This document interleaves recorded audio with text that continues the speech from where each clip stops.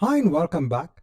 Now, in this chapter, just want to give a rundown when it comes to the different types of non-relational data stores when it comes to the exam. So normally, NoSQL data stores is a closely linked term which is given onto non-relational data stores. And by non-relational, you just means that, if you have tables of data, there is no relationships or, you're not trying to establish a relationship between the tables itself. So the first type of a non-relational data store is a simple key value store. Over here, your data is just represented as simple key value pairs. Over here, you have the name of the key and what is the value. Here, the searching of the data is based mostly on the keys. Now, the entire objective when it comes to a key value store is having the ability to read and write the data quickly.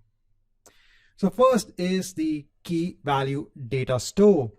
Then you have the document database.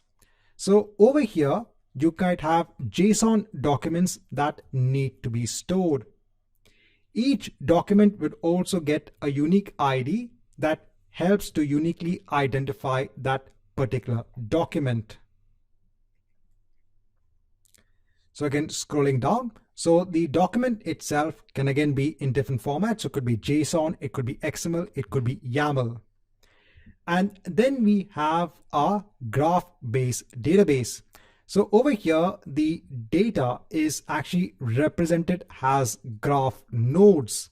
And you can go ahead and have relationships between the nodes over here. So let's say you want to go ahead and represent the data when it comes to the hierarchy of the employees in your organization.